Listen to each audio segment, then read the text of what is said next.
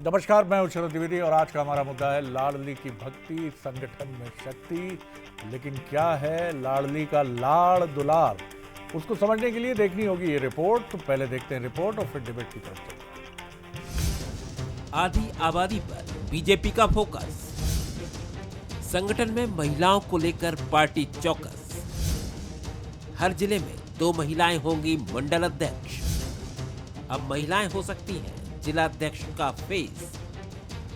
लाडली बहना साथ ही रहना के मूल मंत्र पर चलते हुए मध्य प्रदेश बीजेपी अब बड़ा कदम उठाने जा रही है। बीजेपी पिछले 10 सालों से महिलाओं पर फोकस करके आगे बढ़ी। सियासी हलकों में उसे इसका खूब फायदा भी मिला। चुनावों में लगातार मिल रही जीत ने बीजेपी को और आगे बढ़ने का हौसला दिया है। अब 5 दिसंबर से 15 दिसंबर के बीच मंडल अध्यक्ष और 15 से 30 दिसंबर के बीच जिलाध्यक्ष की चुनाव प्रक्रिया पूरी होनी है, जिसमें पार्टी हर एक जिले में 1 से 2 महिलाओं को मंडल अध्यक्ष बनाने का मौका दे सकती है। साथ ही जिला संगठन का जिम्मा भी महिलाओं को मिल जाए तो बड़ी बात नहीं होगी।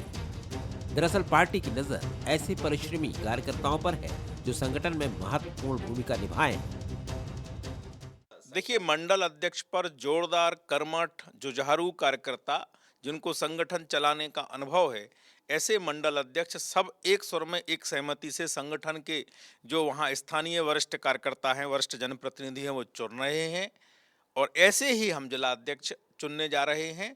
स्वाभाविक है, महिला और SC ST कार्यकर्ता जो लंबे समय से काम करते आ रहे हैं, क्षमतावान विचारवान हैं और नेतृत्व कर सकते हैं, उनको मौका मिलेगा।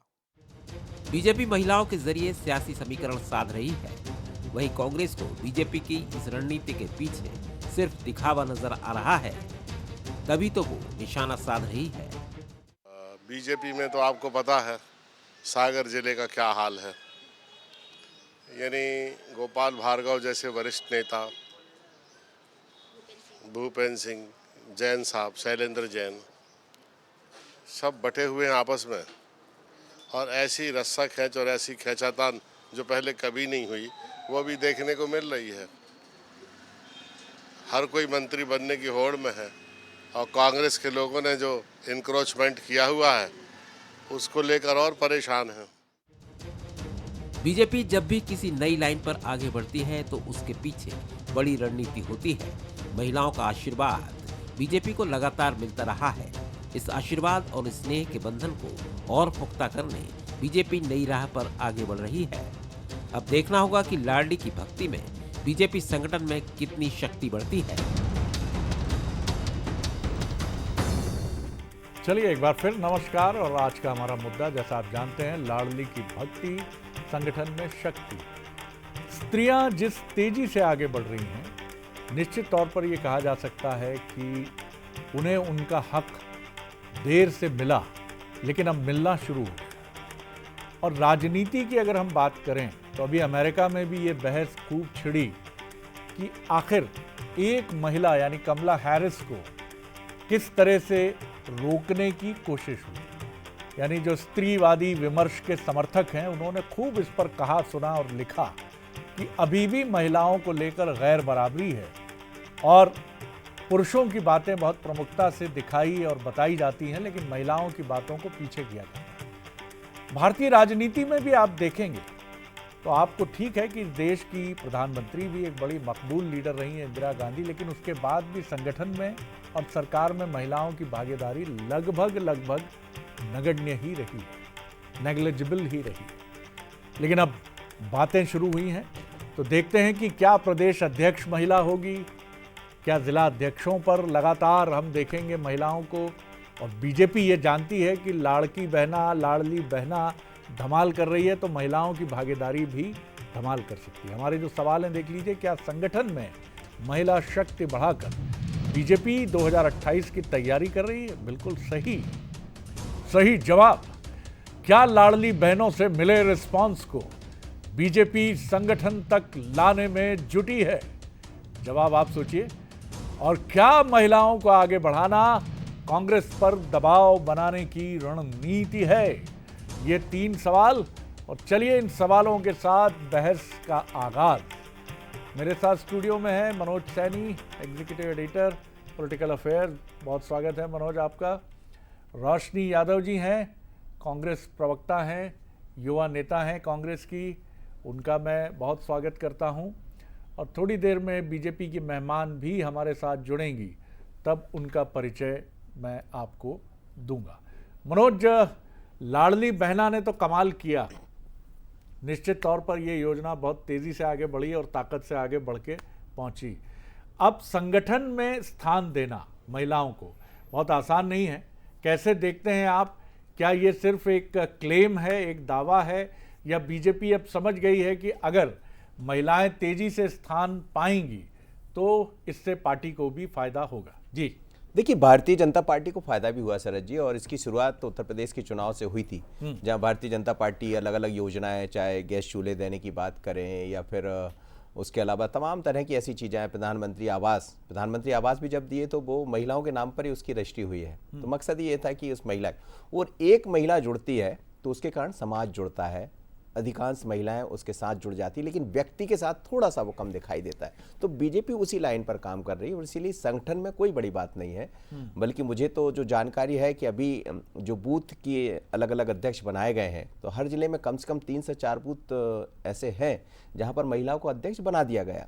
और वही कुछ तैयारियां हैं मंडल के भीतर भी कि कम से कम 1 या 2 महिला को मौका मिले हर जिले में, ताकि एक मैसेज जा पाए कि भारतीय जनता पार्टी संगठन नहीं। 33% आरक्षण की बात हुई।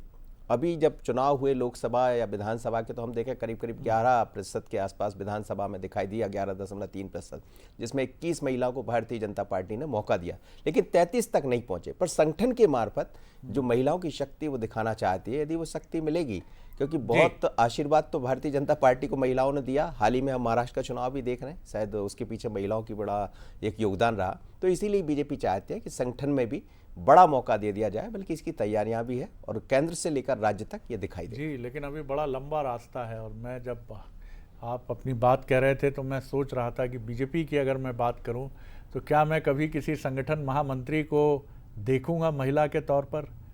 और क्या इसी तरह के जो पद हैं पूर्णकालिक, इसमें भी महिलाओं को प्रमोट करके, पहले तो उन्हें प्रमोशन करके ये बताना पड़ेगा कि आप पूर्णकालिक भी हो सकती हैं, और इसके बाद हम आपको संगठन में भी भेज सकते हैं।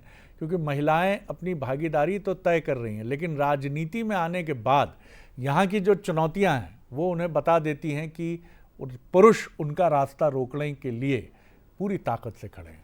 रोशनी यादव जी की तरफ चलूँगा मैं। रोशनी जी, कमोबेश स्थितियाँ हर राजनीतिक दल में यही हैं कि महिलाओं को रोको। कितनी भी ताकत से वो सामने आती हैं, लेकिन कई बार मैं कहता हूं कि भाग्यशाली हैं। जयललिता भाग्यशाली रही, इंदिरा गांधी, हालांकि उनकी लिगेसी एक बड़ी मजबूत लिगेसी थी।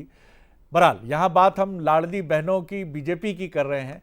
कैसे आप देखती हैं कि संगठन में कोशिश, आप खुद एक युवा महिला नेता हैं, किस तरह से आप देखती हैं? अप्रिशिएट तो आप भी करेंगी कि अच्छी बात है, अगर मौका दिया जा रहा है तो बहुत अच्छी बात है। जी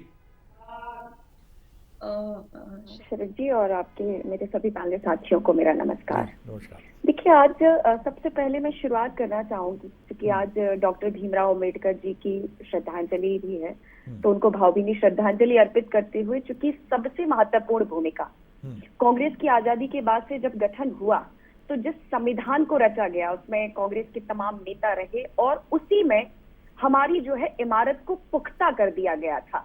महिलाओं की समानता को लेकर, चाहे आप लैंगिक अनुपात में बात कर लें, आर्थिक समानता या सामाजिक दायरे में, धर्म की बराबरी में, उसमें आप देखेंगे कई तरह के जो अनुच्छेद हैं 15-16 की में कई तरह के अनुच्छेदों की बात कर लें, जिसमें दहेज प्रथा पर भी लगाम लगाई गई थी। महिला के जो गर्भपात को लेके एक बहुत बड़ी प्रताड़ना झेलनी पड़ती थी, उसकी भी आजादी दी गई है। तो उस समय से ही इन चीजों को सुनिश्चित कर दिया गया था।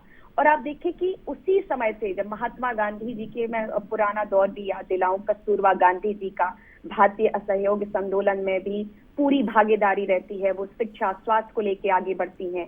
स्वतंत्रता आंदोलन से मैं बात करूं तो सरोजनी नायडू जी एक पहली अध्यक्षता के लीडर के रूप में निकल कर आती हैं।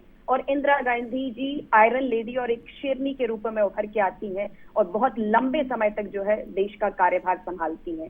उसके बाद सोनिया गांधी जी। तो कांग्रेस ने देखिए हमेशा महिलाओं को सम्मान दिया है। सेंट्रल में वहां शीला दीक्षित भी बैठी जिन्होंने सेंटर की राजनीति को भी संभाला। और उसके बाद अगर आज चाहे कोई भी राजनीतिक दल हो, अगर महिलाओं की भूमिका को पुख्ता करते हैं, उनको राजनीतिक रूप से, आर्थिक रूप से उनको संबल प्रदान करते हैं, तो ये बहुत ही मतलब एक महिला के नाते, क्योंकि मैं खुद जब पंचायती राज का गठन हुआ तो उस गठन में जब महिलाओं को आरक्षण दिया गया, उनको सम्मान दिया गया, उसी नाते से आज मैं जिला पंचायत सदस्य भी हूँ। लेकिन सवाल ये उठता है कि मैं जिला पंचायत सदस्य हूँ, बहुत सारी महिलाएं पंचायत में सदस्य रहकर के नेतृत्व करती हैं, लेकिन वो ना तो जिला पंचायत के सदन में अपनी आवाज को रख सकती है, ना वो विधानसभा के सदन में अपनी आवाज को रख सकती है। तो हमारा पहले मूल सिद्धांत ये बनता है कि जो मौलिक अधिकार हमें दिए गए हैं उनकी समझ महिलाओं में हम डालें, उनको आगे बढ़ाने का काम करें, तब हम उनको मजबूत कर सकते हैं। देखिए हम एक ढांचा बना सकते हैं, उस ढांचे में हम केवल ये बातें कहकर लौटता हूं मैं आपकी तरफ जी, मैं लौटता हूं आपकी तरफ। लेकिन आपने, मुझे अच्छा लगा कि आपने अपनी पूरी भूमिका में महिलाओं की एक मजबूत भूमिका और एक उनके होराइजन की तरफ ही आपने इशारा किया। नेहा बग्गा जी हमारे साथ जुड़ गई हैं, बीजेपी की युवा नेता प्रवक्ता, बहुत स्वागत करता हूं। नेहा जी, अभी तक जितनी भी महिलाएं राजनीति में आगे बढ़ी हैं, चाहे मैं बात करूं बीजेपी की, चाहे बात करूं कांग्रेस की, वो एक बहुत मजबूत लिगेसी से आने वाली महिलाएं हैं, या किसी और पार्टी की भी, जयललिता की मैं बात करूं, सुषमा जी की बात करूं, इंदिरा जी की बात करूं, या जैसा उन्होंने सरोजनी नायडू जी के लिए कहा। लेकिन अभी भी इंतज़ार है कि नेहा बग्गा प्रदेश अध्यक्ष हों, रोशनी यादव कांग्रेस में जिस पार्टी में है वहाँ वो उस लीडिंग पोजीशन में आए। ये नहीं कि अभी भी मुझे ऐसा लगता है, माफ़ कीजिएगा, कि ऑर्नामेंटल भूमिका ही महिलाओं की दिखती है हर पॉलिटिकल पार्टी में।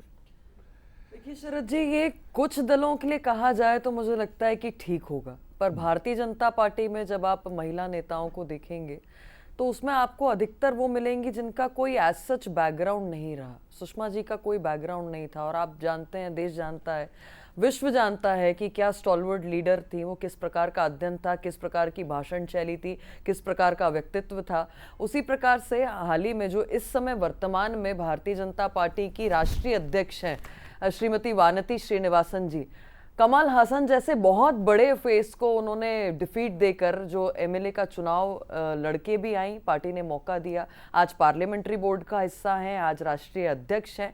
और अनेकों महिलाएं, चाहे कविता पाटीदार हो, चाहे सुमित्रा महाजन जी हो, इनके कोई बैकग्राउंड्स नहीं थे पर इन्होंने कीर्तिमान हासिल किया है। और मैं ये कहूँगी कि यह भाजपा ही कर सकती है कि अपने आम कार्यकर्ता को किस प्रकार से उसकी काबिलियत के अनुसार आगे बढ़ाना, उसको उस दायित्व को देना। और इसीलिए चाहे आर्थिक सशक्तिकरण महिलाओं का हो, चाहे सामाजिक सशक्तिकरण हो, या फिर राजनीतिक सशक्तिकरण हो, इसको बहुत दृढ़ता से भाजपा आगे लेके चली है। पूर्व में आपने आज से 1.5-2 साल पहले देखा होगा कि भाजपा की जब डिजिटलाइजेशन हो रहा था और पन्ना समिति जो सबसे छोटी इकाई है उसमें 33% का आरक्षण करके महिलाओं को बराबरी का अधिकार दिया। मैं चुनौती से कहती हूं कि आज देश भर में जितने भी राजनीतिक दल हैं, आपको जो मेन बॉडी जिसको कहा जाता है, मोर्चे हर दल में होते हैं, महिला मोर्चा कांग्रेस का भी है, भाजपा का भी है, पर उसके अतिरिक्त जो मेन बॉडी है उसमें आपको महामंत्री के तौर पर महिला दिखेंगी, प्रदेश मंत्री महिला मिलेगी, प्रदेश उपाध्यक्ष महिला मिलेगी। ये अन्य दलों में नहीं दिखता कहीं पर भी। तो भारतीय जनता पार्टी का जो विजन है वो इस बार भी, जैसे रजनीश जी की बाइट आपने चलाई ही है, जिस प्रकार से चाहे मंडल की इकाई हो, चाहे बूथ की इकाई हो, चाहे जिले की इकाई हो या प्रदेश की इकाई हो, भाजपा ने ये सुनिश्चित किया है कि महिलाओं की भागीदारी जो है, जो उनकी काबिलियत है, जिस प्रकार से उन्होंने संगठन में अपने दायित्वों को निभाया है, जिस कर्मठता के तौर से कार्यकर्ता के तौर पर उन्होंने कार्य किया है, उनको निश्चित तौर पर जगह दी जाएगी। और ये तो विश्व की स्टडीज बताती हैं कि जहां जहां पर महिलाएं एक लीडिंग पोजीशन में हैं, चाहे संगठन में चाहे सरकारों में, वहां पे एक बेहतर अंडरस्टैंडिंग होती है, एक ज्यादा मानवीयता होती है, संगठन को दृढ़ता से चलाने की एक शक्ति होती है। और सरकारों में जहां रहती हैं उसमें भी करप्शन से लेकर ब्यूरोक्रेसी से लेकर एक सिस्टमाइजेशन का जो प्रोसेस है, जो महिला कर सकती है, मुझे लगता है कि वो शायद पुरुषों से थोड़ा और अधिक है। चलिए, आपने पुरुषों को पीछे छोड़ने वाली बात की, मुझे बहुत अच्छा लगा, क्योंकि ये बात मुझे कहने में बिल्कुल संकोच नहीं है कि चाहे वो ड्राइविंग सीट संभाले गाड़ियों की, और चाहे राजनीति या नौकरी या कोई भी हिस्सा हो जीवन का, महिलाएं उसको जिस परफेक्शन से करती हैं, जिस एग्जीक्यूशन से करती हैं और जिस संवेदना से करती हैं, वो एक मिसाल है पूरी दुनिया में। भारत भी उसका अपवाद नहीं है। मनोज, चुनौतियां बहुत हैं। ये फैसला भी अगर मैं देखूं तो मुझे माफ़ कीजिएगा, ऐसा लगता है कि वोट बैंक तो होगा ही, राजनीतिक दल हैं इसके पीछे, कि महिलाओं की भागीदारी को वो इस तरह प्रस्तुत किया जाएगा कि कहीं ना कहीं वोट बैंक होगा। लेकिन रैलियों में भारी संख्या में महिलाओं का आना, पीने के पानी की क्या व्यवस्था है, टॉयलेट्स की क्या व्यवस्था है, ये सारी चुनौतियां महिलाएं निशब्द झेलती हैं। पुरुषों के लिए बहुत सारी दूसरी सुविधाएं हो जाती हैं, एक महिला के लिए कठिन होता है कि वो धक्का मुक्की के बीच में अपने को सुरक्षित रखे, और कह ये दिया जाता है घर से भी बाहर से भी, आप ही को ध्यान रखना था, ऐसा था तो क्यों छुई मुई थी, तो राजनीति में क्यों आ गई या नौकरी क्यों करने लगी। तो अभी भी क्या आपको लगता है कि वो माहौल बदला है? अभी भी आप वैसे ही देखते हैं स्त्री को कि क्यों आ गई आप, आपका काम थोड़ी है, घर बैठिए आराम से देखिए। देखिए, परिवार की जो इकाई है उसकी तरफ से ये कहा जाता है शरद जी, निश्चित रूप से कई बार ये कहने सुनने को मिलता है। हाल ही में मैं अभी एक बहुत, रोशनी जी ने भी जो इशारा किया कि सरपंच पति हैं, हाँ, आप बैठिए, साइन करने के लिए हस्बैंड साहब मौजूद हैं। प्रहलाद पटेल जब अभी मंत्री बने तो उन्होंने पहला निर्णय यही लिया था कि सरपंच पति जहां भी है कम से कम पति ना दिखाई दे। और लेकिन होता यह है कि बातें हो जाती है पर उस तरह का निर्णय नहीं हो पाता। आज भी बहुत ऐसी जगह है, मैं अभी हाल ही में एक बड़ी धार्मिक यात्रा कवर कर रहा था तो वहाँ भी यही स्थितियाँ थी कि पुरुषों से ज़्यादा महिला दिखाई दे रही थी। और महिला ये तो है कि यदि महिला घर से बाहर आती है तो वो समाज को जोड़ने का काम करती है, पर उस तरह की स्थितियां अभी भी मुझे लगता है बहुत करने की जरूरत पड़ेगी। भारतीय जनता पार्टी हो या कांग्रेस निश्चित रूप से उस तरफ कदम बढ़ाए, लेकिन धीरे धीरे कर वोट बैंक से तो हम मना नहीं कर सकते शरद जी। देखिए, अभी जितने भी चुनाव हो रहे हैं उसमें सबसे बड़ा यदि वोट भी आप देखेंगे वोट का प्रतिशत, तो उसमें महिलाएं बनस्पत पुरुष के ज्यादा वोट करते दिखाई देती। तो इस बात को तो समझ रही भारतीय जनता पार्टी, लेकिन आप कुछ भी समझिए, कम से कम इसी बहाने सही मौका तो दे रहे हैं, आप मौका दे रहे हैं तो फिर महिलाएं निकल रही। पर सोच थोड़ी सी बदलने की और जरूरत पड़ेगी, जिसकी तरफ आप इशारा कर रहे थे। आज भी कुछ महिलाओं से जब मैं बात करता हूं जो भारतीय जनता पार्टी में काम कर रही है तो वो नजर आता है, वो अलग हटकर तो इस तरह की बातें करती है कि हाँ दिखता कुछ है होता कुछ है, पर फिर भी मैं ये कह सकता हूँ, चाहे द्रौपदी मुर्मू हो, निर्मला सीतारमण हो, कई नामों का जिक्र नेहा जी कर रही थी, रोशनी जी कर रही थी, तो एक परिवर्तन तो आया है। लेकिन परिवर्तन में अभी बहुत मेहनत करना पड़ेगी। ठीक है, पार्टी आगे बढ़ रही। और फिर मैं कहूँगा कि बीजेपी ने एक पहल की है, अच्छी पहल की है, और सारे राजनीतिक दल भी सैद्धांतिक रूप से महिला आरक्षण के मुद्दे पर सदन में सहमत हैं कि ये बराबरी तक पहुंचना चाहिए। और उस दिन का इंतज़ार पूरे देश को करना चाहिए कि हम 50% आरक्षण की तरफ राजनीति में और संगठन में हर राजनीतिक दल के लिए ये आवश्यक होना चाहिए, मैंडेटरी होना चाहिए कि 50 तभी तो वो पहुंचेंगी वहां तक। नहीं तो आप ऑर्नामेंटल यूज कर लेंगे, कभी कह देंगे ये है, ऐसा मिल ही नहीं साहब, 33% भी आरक्षण है तो मिल ही नहीं योग्य महिला, तो चुनाव में तो प्रोबेबिलिटी ऑफ विनिंग देखी जाती है साहब, तो हमें पुरुष ही लाना पड़ा। ये सब मत करिए, चुनेंगे तभी महिलाएं आएंगी, तभी प्रदेश अध्यक्ष नेहा बग्गा होंगी, प्रदेश अध्यक्ष रोशनी जी होंगी। रोशनी जी, और आपको क्या लगता है किस तरह से, आज थोड़ा सा दार्शनिक हो गया ये विषय, हम बात बीजेपी की कर रहे हैं, लेकिन निश्चित तौर पर महिलाओं की चुनौतियां राजनीति में बड़ी गहरी हैं। जी देखिए, मैं मानती हूँ हमारे हिंदू सनातन धर्म में भी हम जो है वेद पुराण से सीखते हैं, और उसमें एक सीधा सा श्लोक कहते हैं कि यत्र नार्यस्ते पूज्यन्ते रमन्ते तत्र देवता, यत्र तास्तु न पूज्यन्ते सर्वत्र फलाक्रिया। तो वहां पे भी हम यही बात कहते हैं कि जब तक जहां चाहे सामाजिक रूप से, पारिवारिक रूप से, जहां पर भी जिस स्थान पर अगर महिला का सम्मान नहीं है तो देवता वहां प्रसन्न नहीं होता है। और हम जिस परंपरा को लेके अगर आगे बढ़ते हैं, आज सबसे पहला विषय, आज जो भी बीजेपी पार्टी एक महिला के नाते अगर महिलाओं को आगे बढ़ाने की कोई बात कर रही है, कांग्रेस ने भी आपने देखी कि पूर्व में इस बात पर पुरजोर तरीके से ये बात रखी है। सोनिया गांधी जी भी लगातार महिलाओं के आरक्षण को लेके प्रखर संसद में उतरती रही हैं, और उसका प्रतिफल है कि महिला आरक्षण 33% लागू किया गया है। और कांग्रेस की तरफ से मैं आपको एक बात और बता दूं, आगे आने वाले विधानसभा चुनाव में अगर ये 33% का आरक्षण लागू नहीं होता है तो हम इसी नींव को आगे बढ़ाते हुए काम करेंगे और 33% महिलाओं को जो है टिकट दिया जाएगा। और अभी सारे चुनाव में ग्राम स्तर तक हमारी जो संगठन की भी नींव रखी जा रही है उसमें सबसे प्रमुखता में महिलाओं को रखा जाएगा, क्योंकि आज अगर महिलाओं को वाकई आगे बढ़ाना है तो सबसे पहली होती है सुरक्षा की बात। जैसे कि अभी नेहा बहन भी बात करी थी और मुझे लगता है कि आज प्रवक्ता से हटके अगर महिला सुरक्षा की बात करें कि अगर राजनीतिक दौर में महिला आगे आती है तो पहला परिवार का, मेरे भाई मनोज जी ने भी वो बात रखी कि सबसे पहली बात आती है सुरक्षा की। मैं भी अभी प्रदेश महामंत्री मुझे नियुक्त किया गया। जब हम अकेले निकलते हैं, दौरे के लिए निकलते हैं, तो सबसे बड़ा होता है डर कि जब मैं अकेले जाती हूँ, ट्रेन में जाती हूँ, फ्लाइट में जाती हूँ, बाय रोड जाती हूँ, तो मैं कैसे सुरक्षित हूँ। जब तक वो डर इस प्रदेश की और देश की महिलाओं का नहीं निकलेगा तो जिस प्रकार से उनको राजनीति करनी, अब देखिए टिकट की जहां बात आती है तो उसमें सबसे पहले प्रायोरिटी होती है कि वो आर्थिक रूप से समृद्ध महिला, तब हम उसको आगे बढ़ाएं। आपने बोला कि जिन महिलाओं को, जो महिलाएं काम करती हैं, सक्रियता से आगे बढ़ती हैं, लेकिन उनको इस बात से पीछे कर दिया जाता है और ये हर जगह ये सिस्टम है, हर जगह सिस्टम है कि उनको पीछे धकेल दिया जाता है क्योंकि वो हर रूप से सक्षम नहीं है। तो अगर वाकई हम उनको राजनीति में एस्टैब्लिश करना चाह रहे हैं और इसको प्रोपोगेंडा और एजेंडा ना बना के केवल वोट की राजनीति ना करके, तो आपको उनकी आर्थिक व्यवस्था पे आपको काम करना पड़ेगा, सामाजिक व्यवस्था से उनकी जो सम्मान का उनको अधिकार मिलना चाहिए मंचों पे बराबर, उस तरीके से आपको बढ़ाना पड़ेगा। उनको रोजगार के राजनीतिक रूप से उनको संरक्षण देना पड़ेगा, शिक्षित करना पड़ेगा ताकि वो अपनी आवाज को प्रखरता से रख सके। जी बिल्कुल ठीक कहा आपने। और एक राजनीतिक संस्कृति भी विकसित करनी पड़ेगी। माफ कीजिएगा, मैं राजनीतिक संस्कृति की बात कर रहा हूं कि महिलाएं अगर अधिक से अधिक संख्या में राजनीति में आएंगी तो आपको उनके साथ वो व्यवहार भी करना पड़ेगा जो शालीनता और सम्मान का प्रतिनिधित्व करता है, चाहे वो धक्का मुक्की की स्थितियां हों, चाहे वो उनके लिए उनकी बेसिक नीड्स हों। जो ज़रूरी है कि दिन भर रैली है, वो खड़ी हैं वहाँ, तो उनके लिए बेसिक एमिनिटीज़ जो हैं वो होनी ही चाहिए। नेहा जी, बीजेपी कोशिश जो कर रही है, मैं मानता हूँ कि अच्छी कोशिश है और जिस तरह से लाडली बहना का प्रतिसाद मिला है, ये महिलाओं के एम्बिशन और उनकी इच्छाओं को तो दर्शाता है कि वो चाहती हैं कि राजनीतिक भागीदारी उनकी बढ़े। और आपको क्या लगता है कि किस तरह से और मजबूत कोशिशें होनी चाहिए, क्योंकि आप दोनों राजनीति में हैं और उन चुनौतियों को रोज देखती हैं? शरद जी, देखिए हमारी परंपरा संस्कृति क्या है, अभी जो रोशनी जी कह रही थी मैं उसको थोड़ा सा और आगे बढ़ा देती हूँ। हम गणेश जी से पहले लक्ष्मी जी का नाम लेते हैं, लक्ष्मी गणेश कहते हैं, पार्वती शिव कहते हैं, सीता राम कहते हैं। और उसी प्रकार से घर के अंदर भी और समाज के अंदर भी महिलाओं की वही भूमिका है।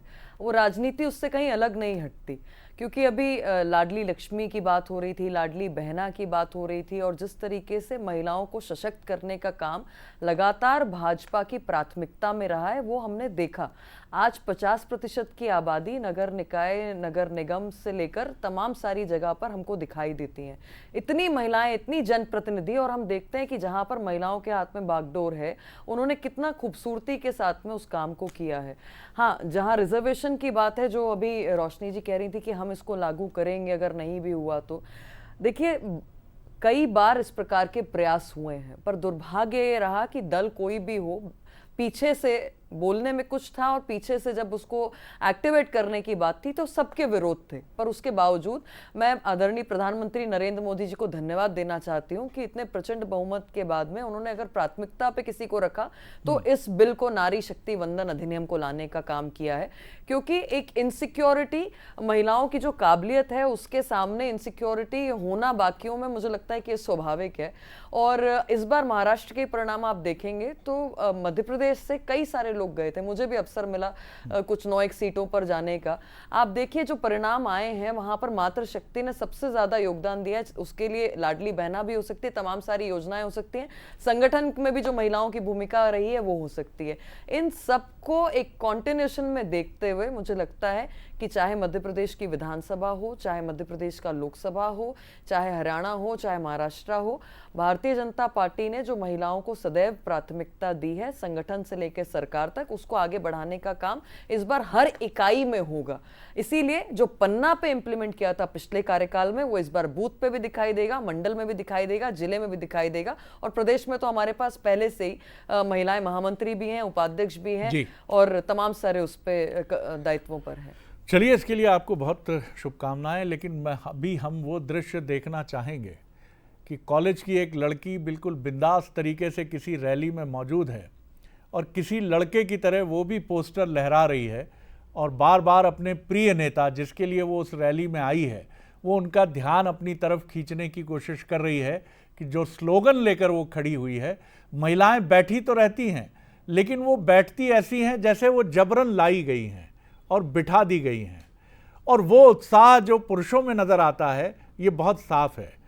और ख़त्म करते हुए मैं एक फिल्म के मार्मिक दृश्य का आपसे जिक्र ज़रूर करूँगा। फिल्म का नाम है इंग्लिश विंग्लिश, और इसके समापन में जो अभिनेत्री है, जो इस गैर बराबरी का प्रतीक है कि उसका पति ये मानता है, उसके बच्चे ये मानते हैं कि अंग्रेज़ी नहीं बोल पाती है, तो वो अंत में यही कहती है कि हमें कुछ नहीं चाहिए, हमें चाहिए सिर्फ आपका अफेक्शन, हमें चाहिए आपकी इक्वालिटी, आप हमें बराबर समझें, आप हमें सम्मान दें। हम अचार, बढ़िया और लड्डू बनाने वाले ही नहीं हैं, सिर्फ हमें आपके जो राइट हैं वो राइट हमें भी दीजिए। क्या हम देने के लिए तैयार हैं?